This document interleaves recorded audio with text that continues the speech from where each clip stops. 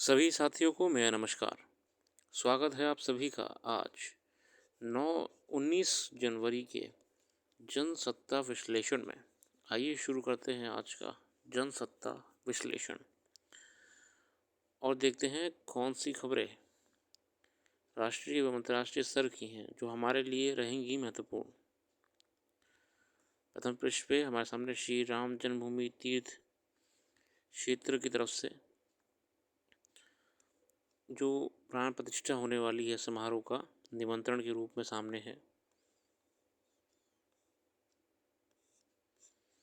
आगे आते हैं। मणिपुर में जो घटना है एक्सट्रीमिज़म की, जो मणिपुर में पिछले साल से चल रहे संघर्ष को हमने हिंसात्मक होते हुए देखा, वो लगातार बढ़ता जा रहा है और सरकार भी चिंता में है कि ये कैसे कम हो। मणिपुर में समस्या है। चलिए आगे आते हैं हमारे आर्टिकल्स पे डायरेक्टली। सड़क हादसे और कमज़ोर व्यवस्था, बहुत ही उम्दा आर्टिकल है। देश में प्रतिवर्ष सड़क दुर्घटनाएं और उनमें होने वाली मौतों की संख्या बढ़ रही है। सड़क परिवहन एवं राजमार्ग मंत्रालय की वार्षिक रिपोर्ट 2022 के अनुसार देश में कुल 4,61,312 सड़क दुर्घटनाएं के मामले स्थानीय पुलिस थानों में दर्ज हुए थे। इन हादसों में 1,68,491 लोगों की जान से हाथ धोना पड़ा था।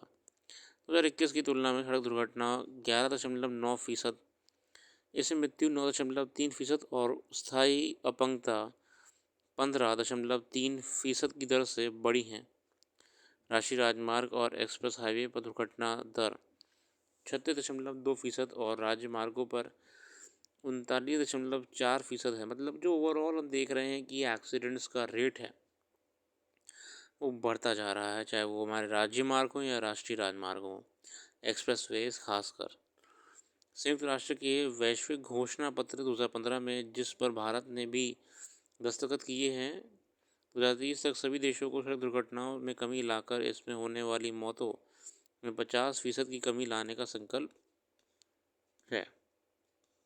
इसके अनुरूप विश्व के 108 देश अब तक सड़क दुर्घटनाओं में 10% तक की कमी लाने का प्रयास कर रहे हैं, जबकि इनमें शामिल 10 देश इस अवधि के 50% की कमी का लक्ष्य हासिल कर चुके हैं।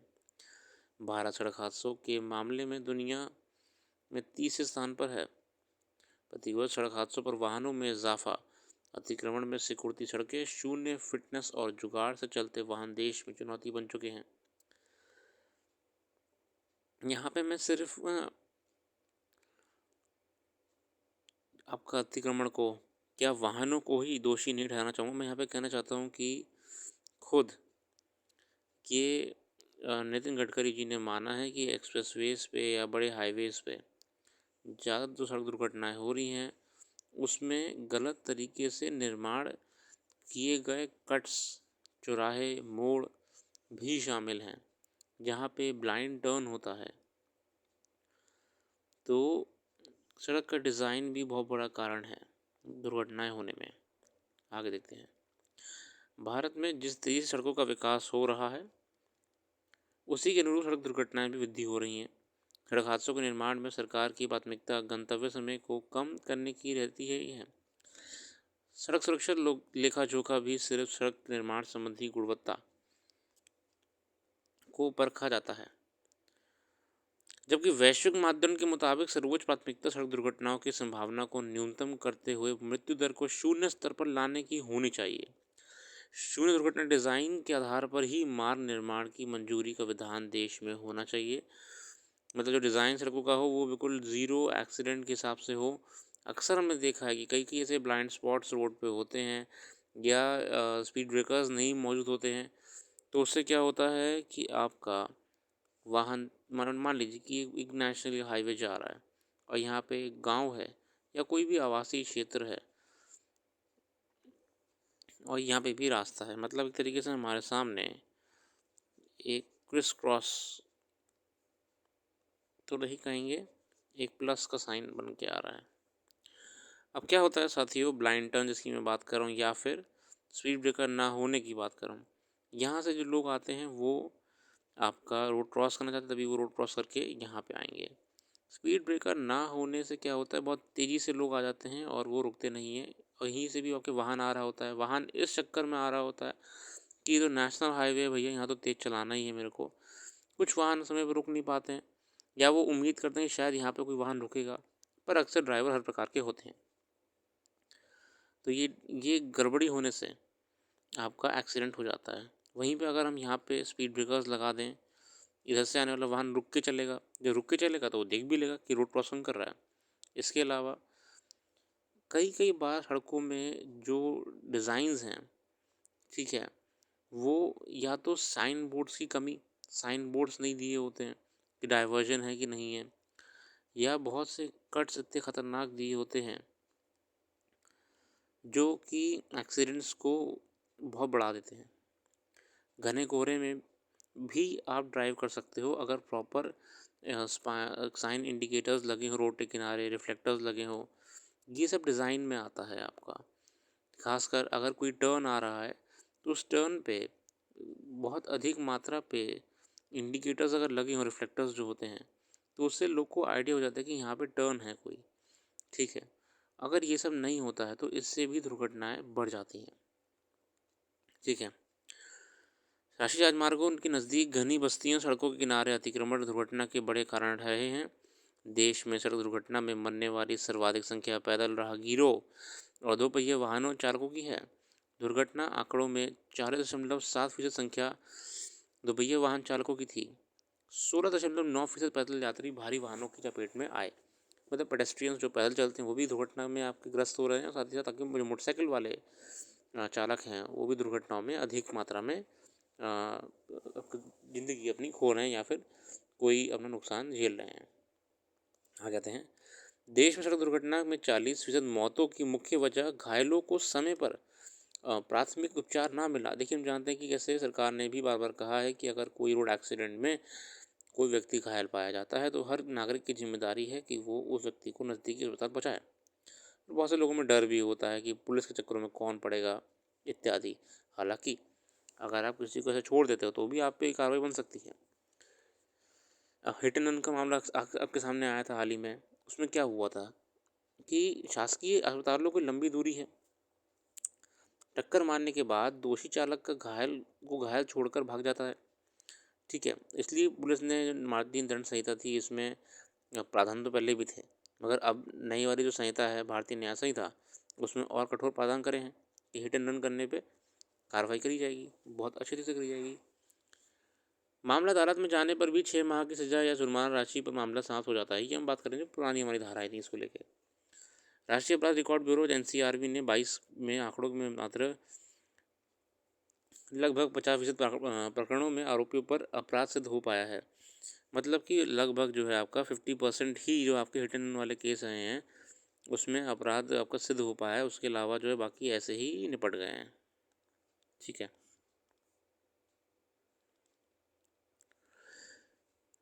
यानी कि 50% टक्कर मारने वाले चालक आसानी से बरी हो जाते हैं।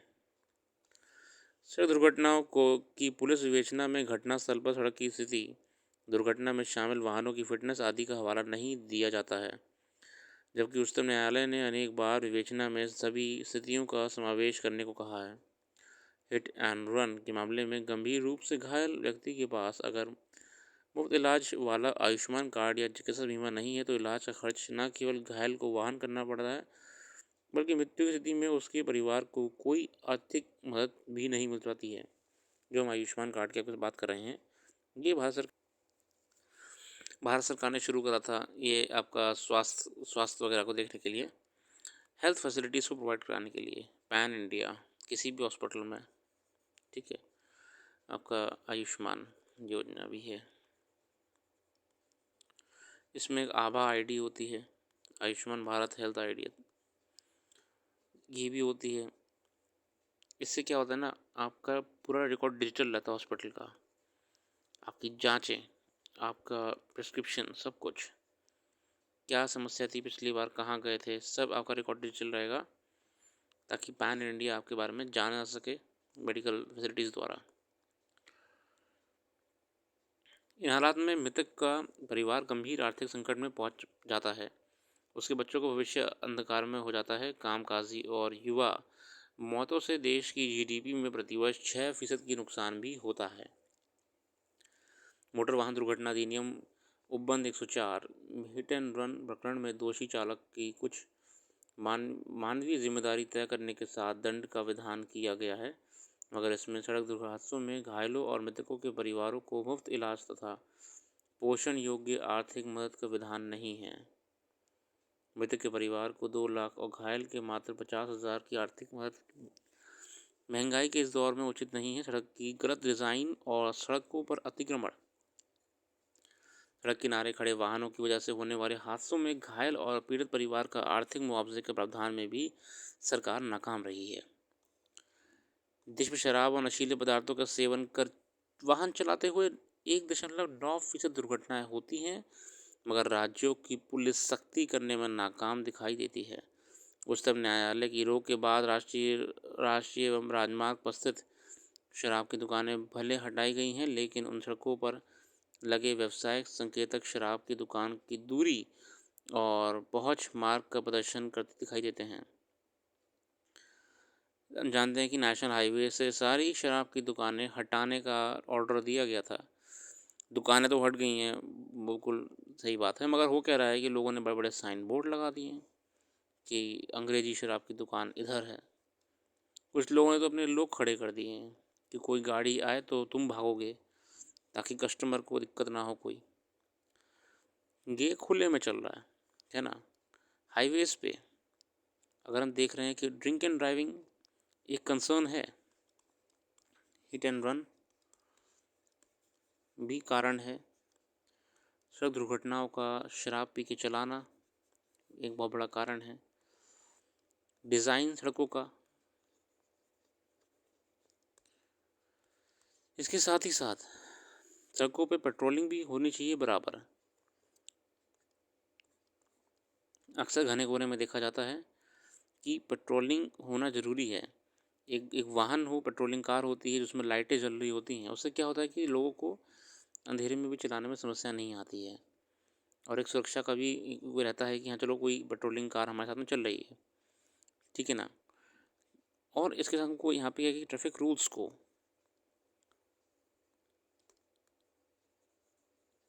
स्पीड लिमिट को फॉलो करने का अवेयरनेस भी करना चाहिए लोगों को, ठीक है ना। कानूनी रूप में हमें और अमेंडमेंट्स लाने चाहिए। हालांकि हिट एंड रन को लेकर लाया गया तो लोगों ने उसे वापस करवा दिया, मतलब ट्रक ड्राइवर्स ने, कमर्शियल ड्राइवर्स ने। पर हमें और प्रावधान लाने चाहिए कि हम जो फ़ाइन है, साथ ही साथ जो जो विक्टिम है उसके जो हेल्थ एक्सपेंडिचर्स हैं उसको भी सही से हम कवर करवा सकें इंश्योरेंस पार्टीज़ के माध्यम से, ठीक है ना। और ख़ासकर हाईवेज़ पे कोई भी वाहन अगर गलत तरीके से खड़ा हुआ है रोड के किनारे, उसको तो हम तुरंत चालान करवाना चाहिए। हम जानते हैं कि हाईवेज़ पे क्या होता है ना, एक जगह बनाई गई होती है जहाँ पे आप अपना वाहन खड़ा कर सकते हो, जो हाईवे से हटके होती है। यहाँ पे खड़ा करना अलाउड कर देना चाहिए, और जो वाहन आपका मेन हाईवे पर खड़ा हो रहा है उसे हमें बैन कर देना चाहिए। चलिए, ढाई पढ़ाई का परिदृश्य। शिक्षा का अधिकार कानून बना तो भरोसा जगा था कि ना सिर्फ सभी बच्चों का तक पढ़ाई लिखाई की सुविधा का विकास होगा, बल्कि इसके स्तर में भी सुधार होगा। मगर पिछले कुछ वर्षों से शिक्षा संबंधी वार्षिक रिपोर्ट में ये तस्वीर कुछ निराशाजनक ही देखी जा रही है। प्राथमिक कक्षाओं के दाखिले में ज़रूर कुछ वृद्धि दर्ज हुई है, मगर 14 साल से अधिक उम्र के बच्चों के बीच पढ़ाई छोड़ने की दर पर काबू पाना कठिन बना हुआ है। सबसे चिंताजनक स्थिति है कि बच्चों में बुनियादी पाठ तक पढ़े पाने की क्षमता का विकास नहीं हो पा रहा है। शिक्षा की ताज़ा वार्षिक रिपोर्ट में बताया गया है कि 14 से 18 वर्ष आयु वर्ग के करीब 87% बच्चे शैक्षणिक संस्थानों में पंजीकृत हैं, मगर उनमें से 25% छात्र अपने क्षेत्रीय भाषाओं में कक्षा 2 के स्तर की पाठ्य सामग्री भी धारा प्रवाह नहीं पढ़ पाते। इसमें मुख्य रूप से बच्चों के पंजीकरण, पाठ पढ़ने और बुनियादी अंकगणित की क्षमता का आकलन किया जाता है। ये बेसिकली जो हम बात कर रहे हैं यहाँ पे आपका शिक्षा की जो रिपोर्ट आती है वार्षिक वाली। सबसे अधिक चिंता 14 से 18 वर्ष वर्ग की बच्चों की है। देखिए ये बड़ी चिंता की बात है कि बात ये है कि जो हमारे बच्चे ग्रोइंग एज पे हैं, उनको प्रॉपरली पढ़ना लिखना नहीं आ रहा है, वो टेक्स्ट बुक से नहीं पढ़ पा रहे हैं। और यही रिपोर्ट में बताया भी गया है कि जो बेसिक पढ़ाई है वो नहीं हो पा रही है, खासकर स्कूल लेवल पे, एलिमेंट्री लेवल पे। ये भविष्य के लिए चिंता है। ठीक है,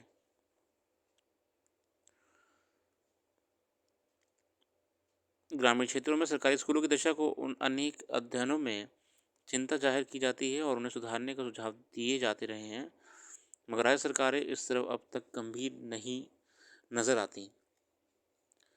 बहुत सारे स्कूलों में छात्रों के अनुपात में अध्यापक तो दूर, एक या दो अध्यापकों से काम चलाना पड़ता है। कई राज्यों ने अध्यापकों की कमी दूर करने के लिए अनुबंध आधार पर पैरा शिक्षकों की भर्ती का रास्ता अख्तियार कर लिया है। पैरा शिक्षक बेसिकली क्या होते हैं, ये शिक्षक तो नहीं होते हैं, कॉन्ट्रैक्चुअल बेसिस पे होते हैं और ये लाइक असिस्टेंट होते हैं टीचर के। नियमित अध्यापकों को विभिन्न सरकारी योजनाओं के क्रियान्वयन में लगा दिया जाता है। अब देखिए ना, आप क्वालिटी एजुकेशन कैसे मिलेगा?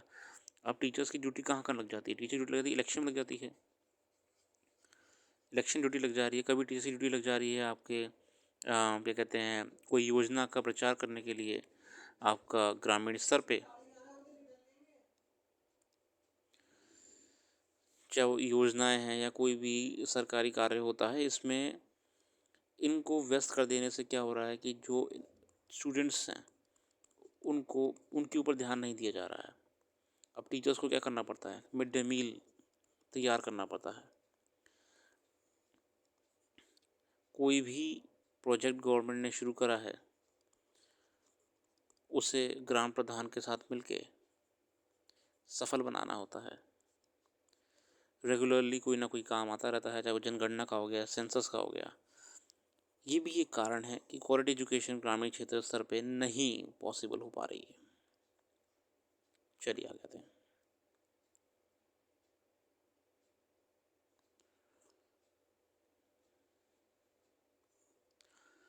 बाकी अध्ययन आप खुद कर लीजिएगा। मैं आज के लिए इतनी रखता हूँ। अपना कीमती समय देने के लिए बहुत बहुत धन्यवाद। आप सबका दिन शुभ हो।